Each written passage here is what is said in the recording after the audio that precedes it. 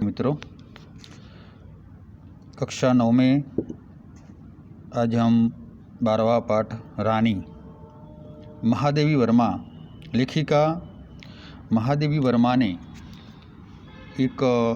अपना एक संस्मरण उनके जीवन में हमारे सामने रखा है। तो इस पाठ में महादेवी वर्मा ने उनके घर में एक रानी नामक घोड़ी, जिसका नाम रानी है, घोड़ी है और जिसका नाम रानी है, उसके साथ एक उनका व्यवहार कि एक पशु के साथ किस प्रकार व्यवहार करते हैं हम, और पशु भी हमारे साथ कैसा व्यवहार करते हैं। तो पशु पक्षी ऐसे भोले प्राणियों के साथ महादेवी का स्नेह और प्रेम इस पाठ में लिखा गया है। तो विद्यार्थी मित्रों, हम पाठ की शुरुआत करते हैं। तो इस पाठ में लेखिका ने लिखा है कि रियासत होने के कारण इंदौर में शानदार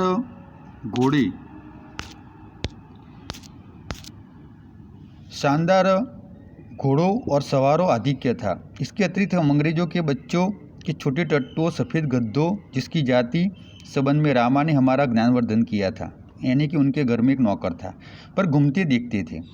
रामा की कहानियों में ताज़ा अपराधियों को गधे पर चढ़ाकर देश निकाला देता था। इन्हीं गधों पर बैठकर प्रसन्नता से घूमते देखकर विश्वास करना कठिन था। इन्हें दंड मिला है। रामा के पास हमारी जिज्ञासा का समाधान था। इन्हें विलायत गधे पर बैठने का दंड देकर भारत भेजा गया है, क्योंकि वहाँ यह वाहन नहीं है। एक दिन हम तीनों बाबूजी के मौखिक, यानी कि उनके पिताजी को एक स्मृति पत्र दिया कि हमारे पास छोटा घोड़ा न रहना अन्याय की बात है। यदि अन्य बच्चों को घोड़े पर बैठने का अधिकार है, तो हमें भी वह अधिकार मिलना चाहिए। बाबूजी ने हंसते हुए पूछा, सफ़ेद टट्टू बैठोगे? तुम कहो के साथ ठेलम ठेल के उपरांत मैंने अगुआ होकर गंभीर मुद्रा में उत्तर दिया, सफ़ेद टट्टू तो गधा होता है, जिस पर बैठाकर सजा दी जाती है। पता नहीं हमारे ज्ञान के वजस्त्र स्रोत रामा को बाबूजी ने डांटा या नहीं, परंतु कुछ दिन बाद हमने देखा कि एक छोटा सा चॉकलेटी रंग का टट्टू आंगन के पश्चिम वाले बरामदे में बांधा गया है। बरामदा तो घोड़े बांधने के लिए बनाया नहीं था, अतः बाहर से टट्टुओं को लाने के लिए दीवार में एक नया दरवाज़ा लगाया गया और उसकी मालिश करने तथा खाने पीने, घूमने आदि की उसकी देखरेख के लिए छट्टन नाम का साइस रखा गया।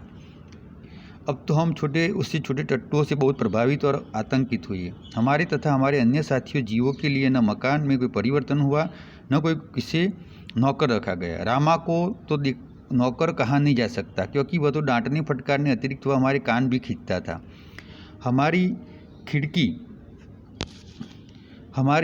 खिड़की तक दरवाजे में परिवर्तित नहीं हो सकी, जिससे हम रोजी और निक्की के साथ कूदने और कष्ट से मुक्त हो सकते थे। बाबूजी से यह सुनकर भी टट्टू हमारी सवारी के लिए आया है। हम सब 4-5 दिन उसके रुष्ट और अप्रसन्न घूमते रहे, परंतु अंत में उसने हमारी मित्रता प्राप्त कर ली। रामा से उसके नाम पूछने पर ज्ञात हुआ कि उसके ताज रानी कहकर पुकारा जाता है। ताजमहल का चित्र हमने देखा था, और रामा कल्लू को माँ की सभी कहानियों में रानी के सुख दुख की गाथा सुनते सुनते हम उसके प्रति बड़े सदस्य हो गए थे। ताजमहल जैसे भवन की रानी होने पर यह वहाँ से कहानी की रानी तरह निकाल दी गई। ये कल्पना करते हमारी सारी ईर्ष्या और रोष करुणा से पिघल गया, और हम उसे अधिक आराम देने के उपाय सोचने लगे। वह इतनी सुंदर थी कि अब तक उसकी छवि आँखों वही वसी जैसी है। हल्का चॉकलेटी चमकदार रंग, जिस पर दृष्टि फिसल जाती है। खड़े छोटे कानों के बीच माथे पर झूलता अयाल का गुच्छा, बड़ी काली स्वच्छ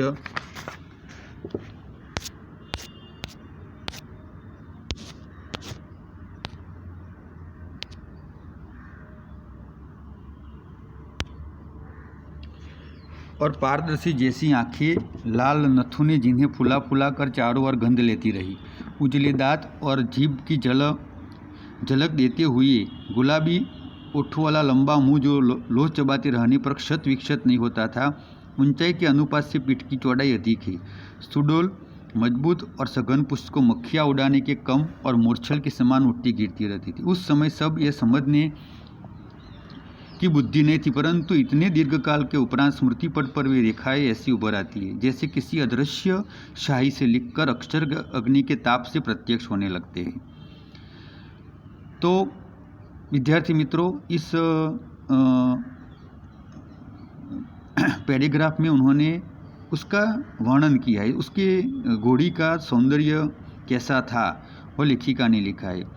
हम बार बार सोचते हैं कि वह कुछ वर्ष छोटी क्यों न हुई होती तो रोजी और निक्की के सामान भी उसके कमरे में रख लेते। रानी को अपने कमरे में ले जाना संभव नहीं था क्योंकि वह घर में तो आ नहीं सकती थी। अस्पताल जहाँ घोड़े और घोड़ियों को रखा जाता है, बना हुआ बरामदा हमारी अराजकता का कार्यालय बना। बरामदे में घोड़े बांधने के लिए तो बना नहीं था, तो उसकी दीवार में एक खुली आलमारी और कई आते ताक थे। उन्हें हमारे स्वेच्छाएं विस्थापित और शरणार्थी खिलौना का परिवार स्थापित होने लगा। रानी की गर्दन झूल झूल कर, उसके कान और अयाल में फूल खोस खोस कर, उसको बिस्कुट मिठाई आदि खिला कर थोड़े दिनों में हमने उसे ऐसी मैत्री कर ली कि हम न देखने पर वह अस्थिर होकर पैर पटकने और हिनहिनाने लगती। फिर हमारी घुड़सवारी का कार्यक्रम आरंभ हुआ। मेरे और बहन के लिए सामान्य छोटी सुंदर जीन खरीदी गई। जीन यानी कि घोड़े पर बैठने की एक गद्दी होती है। भाई के लिए चमड़े के घेरी वाली एक ऐसी जीन बनवाई कि जिसे संतुलन खोने पर गिरने का भय नहीं था। बाहर के चबूतरे पर खड़े होकर हम बारी बारी रानी के आरूढ़ होते और छट्टन साथ दौड़ता हुआ हमें घुमाता। सवेरे भाई बहन घूमते और स्कूल से लौटने पर तीसरे पहर या संध्या समय मेरे साथ ये कार्यक्रम दोहराया जाता था। परंतु ऐसी सवारी से हमारी विद्रोही प्रकृति कैसे संतुष्ट हो सकती थी। अस्तबल में रानी की गर्दन में झूलकर तथा स्टूल पर सहारे उस पीठ पर चढ़कर हम संतोष न होता था। अंत में एक छुट्टी के दिन दोपहर सबके सो जाने पर हम रानी को खोलकर बाहर ले आए और चबूतरे में खड़े होकर उसकी नंगी पीठ पर सवारी करके बारी बारी से अपनी अधूरी शिक्षा पूरी लेने लगे। ये स्वाभाविक ही था कि ये ताज रानी हमारी अराजक प्रवृत्तियों से प्रभावित हो जाती थी, वह गुस्से हो जाती थी। वास्तव में बालकों में चेतना विभिन्न स्तरों को बोध न होकर सामान्य चेतना बोध रहता है, अतः उनके लिए पशु पक्षी वनस्पति सब एक परिवार के हो जाते। निक्की रानी की पूंछ झूलने लगता था। रोजी इच्छा अनुसार उसकी गर्दन पर उछलकर चढ़ती और नीचे कूदती और हम सब उसकी पीठ पर ऐसे गर्व से बैठते मानो मयूर सिंहासन पर आसीन हो। रानी सबकी शक्तियाँ दुर्बलता जानती थी। उसकी नंगी पीठ पर अयाल पकड़कर बैठने वाले को वो हल्की दुल्की चाल से इधर उधर घुमाकर संतुष्ट कर देती थी। परंतु एक बार मेरे बैठ जाने पर, यानी कि लेखिका महादेवी वर्मा, भाई ने अपने हाथ से कहीं से पतली सोटी उस पे पैरों में मार दी। चोट लगने की तो संभावना ही नहीं थी, परंतु इससे न जाने स्वाभिमान आहत हो गया, गुस्सा आ गया, कोई सुखद स्मृति उभर आई। वह ऐसे वेग से भागी मानो सड़क, पेड़, नदी, नाले सब उसे पकड़ बांध कर रखने का संकल्प किए हो। कुछ दूर मैंने अपने आप को उड़न खटोले पर संभाला, परंतु गिरना तो निश्चित था। मेरे गिरते ही रानी मानो अतीत यानी कि भूतकाल से वर्तमान में लौट आई और इस प्रकार निश्चल खड़ी रह गई जैसे पश्चाताप की प्रस्तर प्रतिमा हो। साथियों की चीख पुकार कर सब दौड़े और फिर बहुत दिनों मुझे बिछाने पर पड़ा रहना पड़ा। स्वस्थ होकर रानी के पास जाने पर वो ऐसी करुणा पश्चाताप भरी दृष्टि से मुझे देखकर हिनहाने लगी। मेरे आंसू आ गए। एक बार भाई ने जन्मदिन पर नानी ने उसके लिए सोने के कड़े भेजे। सामान्यतः हम कोई नया कड़ा या आभूषण पहनकर रानी को दिखाने अवश्य जाते थे। सुंदर छोटे सिरमुवारे कड़े पहनकर भाई रानी के को दिखाने गया और न जाने किन प्रेरणा से वह दोनों कड़ी उतार कर रानी के खड़े सतर्क कानों में वलय की तरह पहना आया। फिर हम सब खेले, कड़ों की बात भूल गए। संध्या समय भाई के कड़ी रहित हाथ देखकर जब माँ ने पूछताछ की तब खोज आरंभ हुई, पर कहीं भी कड़ों का पता नहीं चला। रानी अपने कान को खुरों से खोदती और हिनहाती रही। अंत में बाबूजी का ध्यान उसकी ओर गया और उन्होंने मिट्टी हटाने का आदेश दिया। किसी ने कुछ गहरा गड्ढा खोदकर दोनों कड़े गाड़ दिए थे। दंड तो किसी को नहीं मिला, परंतु रानी सारे घर के हृदय में स्थान पा गई, यानी कि रानी ने इस कड़ी का पता बता दिया। एक घटना अपनी विचित्रता में स्मरणीय है। एक सवेरे उठने पर हमने रानी के पास एक छोटे घोड़े को बच्चे को देखा। यह कहाँ था कहकर हमने रामा को इतना थका दिया कि उसने निरुपाय घोषणा की कि नया जीव रानी के पेट में दाना चारा खाकर सो रहा था। भाई ने उत्साह से पूछा, और भी है? और रामा ने स्वीकृति में सिर हिलाया।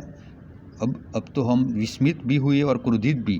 इस छोटे जीव कोई काम दाम नहीं करते और हमको पीठ पर बैठाकर दौड़ने वाली रानी का दाना चारा स्वयं खाकर उसके पेट में लेटे रहते हैं। भाई ने कहा, रानी का पेट चीरकर हम कम से कम एक और बच्चा घोड़ा निकाल ले, तब बच्चे घोड़ों के पर छोटी बहन भाई बैठेंगे और रानी मेरे सेवा में रहेगी। प्रस्ताव मुझे भी उचित जान पड़ा और जब एक दोपहर को वह एक साग काटने का चाकू ले आया, तब मेरे साहस में जवाब दे दिया। एक और समस्या की ओर हमारा ध्यान गया, आखिर हम रानी का पेट सिएंगे कैसे? माँ की महीन सुई तो सीना संभव नहीं था। टाट सीने का बड़ा सूजा यानी कि बड़ा सोया रामा उनकी कोठरी में रखता था, जहाँ हमारी पहुँच नहीं थी।